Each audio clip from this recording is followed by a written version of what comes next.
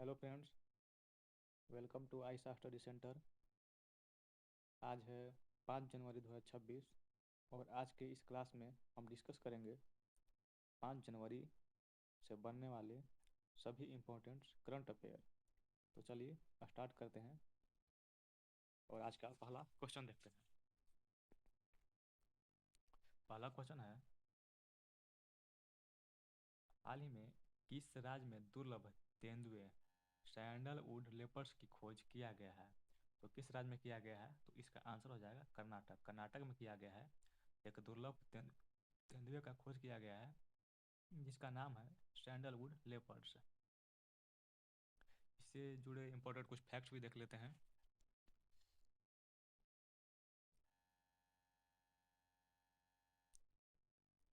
कर्नाटक के विजयनगर जिले में दुर्लभ सैंडलवुड लेपर्ड की पहली बार पुष्टि हुई है, जो भारत में दूसरी दर्ज की गई घटना है। पहली घटना राजस्थान में हुई थी, राजस्थान में और दूसरी कहाँ हुई? कर्नाटक में दूसरी बार दर्ज किया गया है।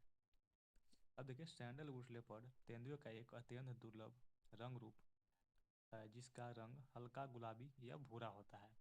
इसका रंग कैसा होता है? हल्का भूरा और गुलाबी होता है। यह अंतर्राष्ट्रीय स्तर पर इस रंग को स्ट्रॉबेरी लेपर्ड भी कहा जाता है, यानी कि इसको अंतर्राष्ट्रीय स्तर पर स्ट्रॉबेरी लेपर्ड भी कहा जाता है। आगे है, कर्नाटक की कर्नाटक की सैंडलवुड चंदन पहचान के कारण इस तेंदुए को सैंडलवुड लेपर्ड का नाम दिया गया है। तो कर्नाटक का सैंडलवुड यानी कि चंदन के वजह से सैंडलवुड लेपर्ड का नाम दिया गया है। इससे पहले भारत में ऐसा तेंदुआ केवल राजस्थान में देखा गया था। जो पहली बार जब इसका देखा गया था तो वह राजस्थान में देखा गया था। आगे है, सैंडलवुड लेपर्ड का रंग आनुवंशिकी जेनेटिक्स के कारण समान तेंदुए से अलग होता है।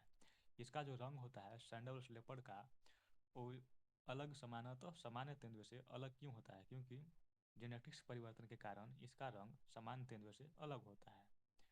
अगला क्वेश्चन है, क्वेश्चन नंबर दूसरा देखेंगे। हाल ही में एलओसी का पहला सामुदायिक रेडियो स्टेशन कौन सा है? एलओसी का पहला सामुदायिक रेडियो स्टेशन कौन सा है? तो रेडियो संगम हो जाएगा इसका आंसर। रेडियो संगम भारत का पहला एलओसी का पहला सामुदायिक रेडियो स्टेशन बनाया गया है। अब देखेंगे इसे,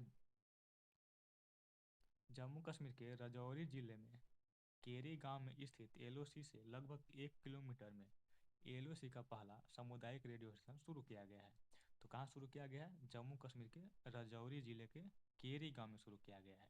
इसको ध्यान में रखिएगा, राजौरी जिले के केरी गांव में शुरू किया गया है। अगला क्वेश्चन है, अगला क्वेश्चन है, इफ्को को साहित्य सम्मान पुरस्कार 2025 से किसे प्रदान किया गया? तो किसे प्रदान किया गया है इफ्को को साहित्य सम्मान पुरस्कार से? तो इसका आंसर हो जाएगा मैत्रेयी पुष्पा को। मैत्रेयी पुष्पा को हिंदी हिंदी का साहित्य सम्मान पुरस्कार से सम्मानित किया गया है। और युवा के क्षेत्र में अगर देखेंगे, इफ्को को इफ्को युवा साहित्य सम्मान इफ्को युवा साहित्य सम्मान इफ्को युवा साहित्य सम्मान 2025 अंकिता जैन को उनकी पुस्तक और एक किसान के लिए दिया गया है। इफ्को का जो युवा साहित्य सम्मान है वह अंकिता जैन को दिया गया है। अंकिता जैन को क्यों दिया गया है? तो उनकी पुस्तक और एक किसान के लिए दिया गया है। ओरे ओरे ओरे किसान के लिए दिया गया है। और एक किसान के लिए दिया गया है। आगे है, अगला पॉइंट अगला पॉइंट है, इफ्को हिंदी साहित्य संगम 2025 प्रमुख साहित्यकार मैत्रेयी पुष्पा को दिया गया है। उन्हें यह सम्मान उनके उत्कृष्ट ग्रामीण जीवन और कृषि जीवन पर आधारित हिंदी साहित्य में योगदान के लिए प्रदान किया गया है। मैत्रेयी पुष्पा को हिंदी का साहित्य सम्मान पुरस्कार दिया गया है इफ्को के द्वारा। तो क्यों दिया गया है? क्यों दिया गया है क्यों दिया गया है क्यों दिया गया है? क्योंकि उनके उत्कृष्ट ग्रामीण जीवन और पर आधारित हिंदी साहित्य के योगदान में दिया गया है। अगला पॉइंट है, इफ्को साहित्य सम्मान हिंदी साहित्य के क्षेत्र में दिया जाने वाला प्रतिष्ठित पुरस्कार है। इफ्को के द्वारा जो हिंदी साहित्य के क्षेत्र में पुरस्कार दिया जाता है यह एक प्रतिष्ठित पुरस्कार है। अगला पॉइंट है, यह पुरस्कार Indian farmers fertiliser cooperative limited IFFCO द्वारा प्रदान किया जाता है। यानी कि इफ्को का जो फुल फॉर्म है Indian farmers fertiliser cooperative limited, इसका फुल फॉर्म हो जाएगा इंडियन फार्मर्स फर्टिलाइजर कोऑपरेटिव के द्वारा प्रदान किया जाता है। अब देखेंगे इफ्को की बात करते हैं तो इफ्को की स्थापना 1967 में किया गया था। कब किया गया था? तो 1967 में किया गया था। इफ्को भारत की सबसे बड़ी सहकारी उर्वरक संस्था है। इफ्को क्या है? भारत की सबसे बड़ी सहकारी उर्वरक संस्था है। अब इफ्को साहित्य सम्मान का उद्देश्य हिंदी साहित्य को प्रोत्साहन देना है।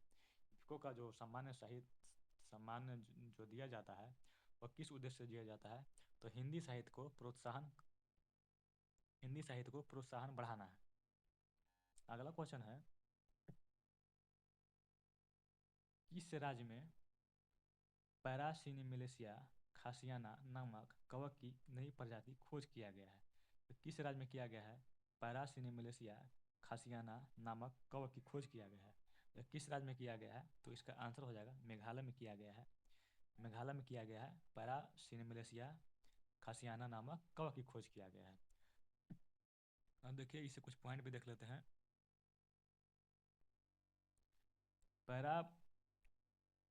पैरासिनेमिलेसिया खासियाना भारत में हाल ही में खोजी गई एक नई फंगस प्रजाति है। यह एक नई फंगस प्रजाति है। अभी देखिए इसका नामकरण कैसे हुआ और क्यों रखा गया। देखिए इसका नाम खासी पहाड़ियों के नाम पर रखा गया है। इसका नाम खासी पहाड़ियों के नाम पर रखा गया है। यह कवक मेघालय के माचिराम के बांस के जंगलों में पाया जाता है। यह जो कवक है कहाँ पाया जाता है? तो मेघालय के माचिराम में बांस के जंगलों में पाया जाता है। अब पैरासिनेमिलेसिया जो खासियाना एक नई जीनस की पहली वर्णित प्रजाति है। यह जीन्स की एक नई प्रजाति है। यह जो कवक है यह कवक मृत बांस की छाल और डंडों पर पाया जाता है। तो यह जो पैरासिनेमिलेसिया खासियाना कवक है यह कहाँ पाया जाता है? तो मृत बांस की छाल और डंडों पर पाया जाता है। अगर हम बात करते हैं तो शोधकर्ताओं ने इसके लिए नया जनस नाम पैरासिनेमिलेसिया स्थापित किया है। इसका जो नामकरण है वो नया जनस नाम पैरासिनेमिलेसिया स्थापित किया है। यह कवक परागण या अपघटक का कार्य करता है। यह जो कवक है किसका कार्य करेगा? तो परागण या अपघटक का कार्य करता है। अगला क्वेश्चन है पार्वती अर्घ पक्षी अभयारण्य को हाल ही में किस राज्य में पर्यावरण संवेदनशील क्षेत्र के रूप में घोषित किया गया है?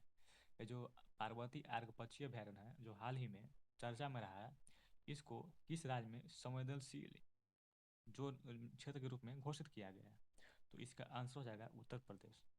उत्तर प्रदेश सरकार के द्वारा इसको संवेदनशील क्षेत्र के रूप में घोषित किया गया है। अब इसका कुछ पॉइंट भी देख लेते हैं। पार्वती अर्गा पक्षी अभयारण्य उत्तर प्रदेश के गोंडा जिले में स्थित एक महत्वपूर्ण आर्द्रभूमि पक्षी अभयारण्य है। यह जो पार्वती अर्ग पक्षी अभयारण्य है वो कहाँ पे है? उत्तर प्रदेश के गोंडा जिले में स्थित है। अगला पॉइंट है यह अभयारण्य, देखिए यह जो अभयारण्य है दो झीलों पार्वती और अर्गा से मिलकर बना है, इसीलिए इसका नाम पार्वती अर्गा पड़ा है।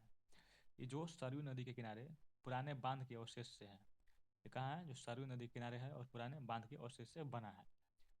पार्वती अर्गा पक्षी अभयारण्य 1990 में आधिकारिक रूप से घोषित किया गया था। यह जो पक्षी अभयारण्य है पार्वती अर्गा इसको 1990 में आधिकारिक रूप से घोषित किया गया था। अगला पॉइंट देखेंगे, इसका क्षेत्रफल लगभग 1084 हेक्टेयर यानी कि 10.84 किलोमीटर स्क्वायर है। कितना है? तो 10.84 किलोमीटर स्क्वायर। अगला पॉइंट है यह अभयारण्य प्रवास करने वाले और अस्थायी पक्षियों का आश्रय स्थल है जिसमें सैकड़ों प्रजातियां शामिल है। इस अभयारण्य को रामसर वेटलैंड यानी कि आर्द्रभूमि का भी दर्जा प्राप्त किया गया है, जिससे इसकी वैश्विक पर्यावरणीय महत्ता बढ़ती रहती है। ये जो अभयारण्य है पार्वती अर्गा इसको रामसर साइट में के दर्जा भी प्राप्त किया गया है। अगला पॉइंट है पार्वती अर्गापक्षी अभयारण्य को इको सेंसिटिव जोन के रूप में घोषित किया गया है, जिससे संरक्षित क्षेत्र के आसपास विकास गतिविधियों पर नियंत्रण होगा।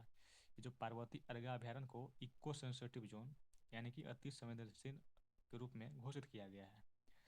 अब देखेंगे इको सेंसिटिव जोन का घोषणा का मुख्य उद्देश्य बायोडाइवर्सिटी संरक्षण और जिम्मेदार इको टूरिज्म को बढ़ावा देना है। इसको घोषणा क्यों किया गया? क्योंकि इको टूरिज्म को बढ़ावा देने के लिए इसे इको सेंसिटिव जोन के रूप में घोषणा किया गया है। अगला पॉइंट है, यह स्थल मध्य एशिया और तिब्बत से आने वाले प्रवासी पक्षियों के लिए महत्वपूर्ण ठिकाना है। यह जो स्थल है यानी कि पार्वती अर्गा पक्षी अभयारण्य, यह मध्य एशिया और तिब्बत से आने वाले प्रवासी पक्षियों के लिए एक महत्वपूर्ण स्थान है, समझिए। तो अगला पॉइंट है, तो क्वेश्चन नंबर 6 देखेंगे हम। प्रधानमंत्री जन आरोग्य योजना में शामिल न होने वाला एकमात्र राज्य कौन सा है? एकमात्र ऐसा राज्य जो प्रधानमंत्री जन आरोग्य योजना में शामिल नहीं हुआ है, उसका नाम क्या है? तो उसका आंसर हो जाएगा पश्चिम बंगाल। पश्चिम बंगाल एक ऐसा राज्य है जो प्रधानमंत्री जन आरोग्य योजना में शामिल नहीं हुआ है। अब देखेंगे, इससे इम्पोर्टेंट फैक्ट्स देख लेते हैं। प्रधानमंत्री जन आरोग्य योजना आयुष्मान भारत कार्यक्रम का एक प्रमुख घटक है और इसकी शुरुआत 23 दिसंबर 2018 को की गई थी। प्रधानमंत्री जन आरोग्य योजना का शुरुआत 23 सितंबर 2018 को किया गया था। इसका उद्देश्य क्या हो जाएगा? तो इसका उद्देश्य हो जाएगा गरीब और वंचित परिवारों को स्वास्थ्य सुरक्षा प्रदान करना। गरीब और वंचित परिवारों को स्वास्थ्य सुरक्षा प्रदान करना इसका मुख्य उद्देश्य था।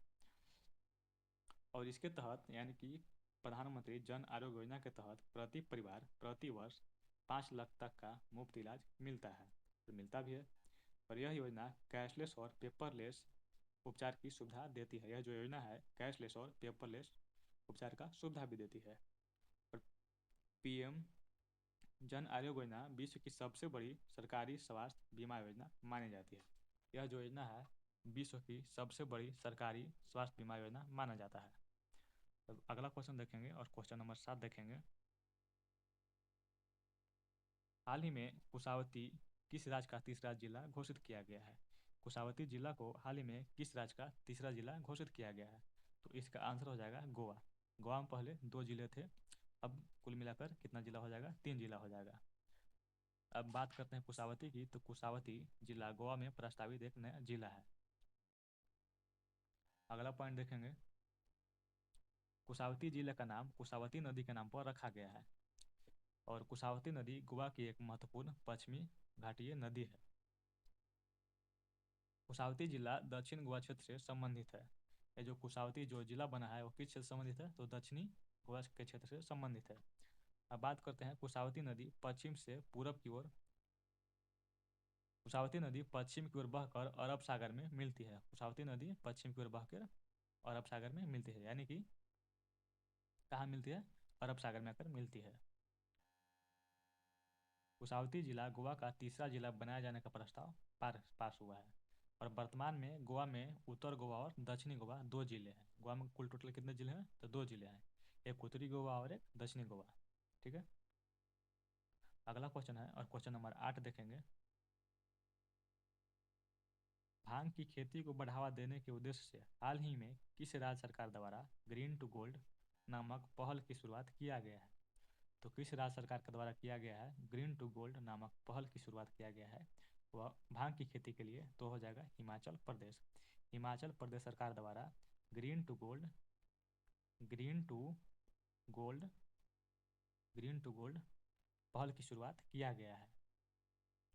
इस योजना का उद्देश्य क्या हो जाएगा? देखिए, ग्रीन टू गोल्ड पहल हिमाचल प्रदेश सरकार द्वारा शुरू किया गया एक नई नीतिगत पहल है।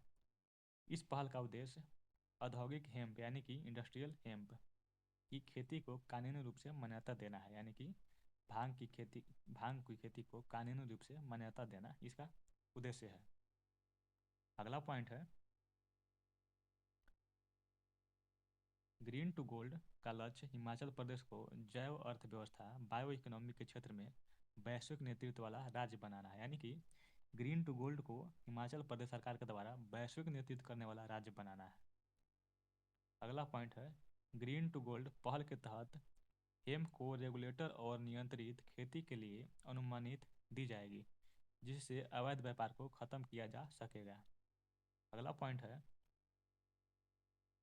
हिमाचल सरकार द्वारा 2025 में कैबिनेट के फैसले के बाद नियंत्रित हेम्प खेती को पायलट प्रोजेक्ट की मंजूरी दी गई है। यानी कि 2025 में कैबिनेट के फैसले के बाद नियंत्रित हेम्प की खेती के लिए पायलट प्रोजेक्ट परियोजना को मंजूरी दिया गया है। किसका दिया गया है? तो इसका पायलट प्रोजेक्ट को मंजूरी दिया गया है। अब इस नियम के तहत बात करते हैं, तो इस नियम के तहत हेम्प में टेट्राहाइड्रो कैनाबिनोल यानी कि THC की मात्रा 0.3% से कम रखा जाएगा, जिससे नशे की क्षमता न रहे। ठीक है, अगला क्वेश्चन देखते हैं और क्वेश्चन नंबर 9 देखते हैं। हाल ही में पारंपरिक डाक सेवा को बंद करने वाला दुनिया का पहला देश कौन बन गया है? जो दुनिया का पहला देश जो पारंपरिक डाक सेवा को बंद कर दिया है, यह किस देश के द्वारा किया गया है? तो इसका आंसर हो जाएगा डेनमार्क। डेनमार्क के द्वारा पारंपरिक डाक सेवा को बंद कर दिया गया है। अब बात करते हैं डेनमार्क से, तो डेनमार्क ने 400 साल पुरानी पारंपरिक डाक सेवा डेली होम डिलीवरी ऑपरेटर्स के बाद को बंद कर दिया है, क्योंकि पत्रों की संख्या में 90% की गिरावट आई थी। 90% की गिरावट आने के कारण डेनमार्क ने 400 साल पुरानी डाक सेवा को बंद कर दिया गया है। अब कोपेनहेगन में 2 अक्टूबर 2025 को 7वां यूरोपीय राजनीतिक समुदाय यूरोपियन पॉलिटिकल कम्युनिटी शिखर सम्मेलन आयोजित हुआ, जिसमें 43 देशों ने भाग लिया। अब बात करते हैं डेनमार्क की, तो डेनमार्क के विद्यालयों के बाद स्कूल क्लब में मोबाइल फ़ोन प्रतिबंध लगाने की योजना बनाई गई है, ताकि बच्चे के स्वास्थ्य और सीखने पर डिजिटल दुष्प्रभाव कम हो। यानी कि डेनमार्क सरकार के द्वारा स्कूल के बाद विद्यालय और स्कूलों के बाद क्लबों में भी मोबाइल फ़ोन को प्रतिबंध लगा दिया गया है। अगला क्वेश्चन है, क्वेश्चन नंबर 10 देखेंगे। किस राज्य के आदिवासी जिलों में भारत के पहले PPP मेडिकल कॉलेज शुरुआत किया है? तो किस राज्य के द्वारा आदिवासी जिलों में भारत के पहले PPP मेडिकल कॉलेज का शुरुआत किया गया है? तो इसका आंसर हो जाएगा मध्य प्रदेश में किया गया है। PPP मेडिकल कॉलेज का स्थापना का आरंभ किया गया है। अब बात करते हैं मध्य प्रदेश से, तो मध्य प्रदेश के धार और बैतूल जिले में PPP मॉडल पर आधारित भारत के पहले मेडिकल कॉलेज की आधारशिला रखी गई है।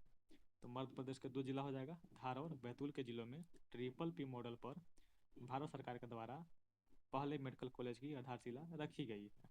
अगला पॉइंट है, केंद्रीय स्वास्थ्य मंत्री JP नड्डा ने धार और बैतूल के PPP मेडिकल कॉलेज प्रोजेक्ट के भूमि पूजन में भाग लिया है। केंद्रीय स्वास्थ्य मंत्री कौन है? तो JP नड्डा है, और JP नड्डा के द्वारा ही धार और बैतूल के PPP मेडिकल कॉलेज के द्वारा PPP मेडिकल कॉलेज प्रोजेक्ट के तहत भूमि पूजन में भाग लिया है। ठीक है, अब अगला पॉइंट देखते हैं, अगला क्वेश्चन देखते हैं और क्वेश्चन नंबर 11 देखेंगे। हाल ही में कहाँ जल्लीकट्टू 2026 का शुरुआत किया गया, यानी कि किस राज्य में जल्लीकट्टी महोत्सव का शुरुआत किया गया है? तो इसका आंसर हो जाएगा तमिलनाडु में किया गया है जल्लीकट्टी महोत्सव का शुरुआत। अब जल्लीकट्टी की बात करते हैं, तो इससे इम्पोर्टेंट कुछ पॉइंट भी देख लेते हैं। जल्लीकट्टी तमिलनाडु का पारंपरिक सांड पकड़ने वाला खेल है, जो प्रायः पोंगल त्योहारों के समय आयोजित किया जाता है। तो जल्लीकट्टी जो महोत्सव है या त्यौहार है, यह सांड पकड़ने वाला खेल है जो पोंगल त्यौहार के समय आयोजित किया जाता है। अगला पॉइंट है, 2026 का पहला जल्लीकट्टी आयोजन 3 जनवरी 2026 को तमिलनाडु के थाचकुचरी गांव पुडुकोट्टई जिला में शुरू किया गया है। तो कौन सा गांव हो जाएगा? तो इसका आंसर हो जाएगा थाचकुचरी गांव पुडुकोट्टई जिला में शुरू किया गया है। तो कब शुरू किया गया था? तो 3 जनवरी 2026 को शुरू किया गया था। और 2026 के इस जल्लीकट्टी महोत्सव में 900 से अधिक सांड और लगभग 300 तमस सांड पकड़ने वाले ने भाग लिया है। तमस यानी कि सांड पकड़ने वाले ने भाग लिया था। कुल टोटल 900 सांड भाग लिया और 300 तमस ने भाग लिया था। अब बात करते हैं जल्लीकट्टी से, तो इस योजना के तहत तमिलनाडु सरकार की अनुमति और एसओपी के तहत सुरक्षित ढंग से आयोजित किया जाता है। जल्लीकट्टी के लिए अनुमानित prevention of cruelty to animals act 1960 के तहत संशोधित प्रावधान के तहत दी जाती है। इसका जो अनुमति है वो किसके तहत दिया जाता है? तो prevention of cruelty to animals act 1960 के तहत इसका अनुमति दिया जाता है। अगला पॉइंट है, थांचर कुरिची गांव तमिलनाडु में हर वर्ष का पहला जल्लीकट्टी आयोजन पारंपरिक रूप से करता है। ये जो गांव है थांचकुरिची गांव, यह हर वर्ष पहला जल्लीकट्टी आयोजन पारंपरिक रूप से करता है। अगला प्रश्न है, हाल ही में किस राज्य में भोरमदेव कॉरिडोर परियोजना की आधारशिला रखी गई है? किस राज्य में रखा गया है भोरमदेव कॉरिडोर परियोजना की आधारशिला? तो इसका आंसर हो जाएगा छत्तीसगढ़ में रखा गया है भोरमदेव कॉरिडोर परियोजना की आधारशिला। अब बात करते हैं भोरमदेव कॉरिडोर की। देखिए इंपॉर्टेंट इसका पॉइंट भी देख लेते हैं। भोरमदेव कॉरिडोर विकास परियोजना छत्तीसगढ़ के कबीरधाम जिले में शुरू किया गया है। ये जो भोरमदेव कॉरिडोर है वो कहाँ शुरुआत किया गया है? तो छत्तीसगढ़ के कबीरधाम में शुरू किया गया है। इस परियोजना की अनुमानित लागत लगभग 146 करोड़ रुपया है। इसकी अनुमानित लागत कितना हो जाएगा? तो 146 करोड़। और इसका मुख्य उद्देश्य क्या हो जाएगा? भोरमदेव मंदिर के आसपास आधुनिक कॉरिडोर बनाना है जिससे तीर्थयात्रियों और पर्यटकों के अनुभव बेहतर हो। इसका उद्देश्य क्या हो जाएगा? भोरमदेव मंदिर के आसपास आधुनिक कॉरिडोर बनाना है जिससे यात्रियों व पर्यटकों के लिए एक बेहतर अनुभव हो। अगला पॉइंट है, केंद्रीय पर्यटन व संस्कृति मंत्री गजेंद्र सिंह शेखावत और छत्तीसगढ़ के सीएम विष्णुदेव साय ने इस परियोजना का 1 जनवरी 2026 को भूमि पूजन किया है। इस परियोजना के लिए 1 जनवरी 2026 को केंद्रीय पर्यटन मंत्री व संस्कृति मंत्री गजेंद्र सिंह शेखावत और छत्तीसगढ़ के मुख्यमंत्री विष्णुदेव साय के द्वारा इसका भूमि पूजन किया गया।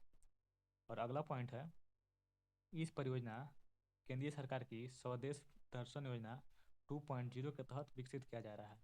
यह जो परियोजना है तो किसके तहत विकसित किया जा रहा है? तो स्वदेश दर्शन योजना 2.0 के तहत किया जा रहा है। अगला पॉइंट है, भोरमदेव कॉरिडोर को काशी विश्वनाथ कॉरिडोर के तर्ज पर विकसित किया जा रहा है। तो किसके तर्ज पर विकसित किया जा रहा है? तो काशी विश्वनाथ कॉरिडोर के तर्ज पर किया जा रहा है। अब इस परियोजना में मंदिर के अलावा माधवा महल, चेरकी महल, रामचुआ व सारोधा दादर जैसे हिस्सों का विकास भी शामिल है। और इस कॉरिडोर परियोजना में 6 प्रवेश द्वार, पार्क, संग्रहालय, पेयजल और छतरिया जैसी सुविधाएं शामिल होंगी।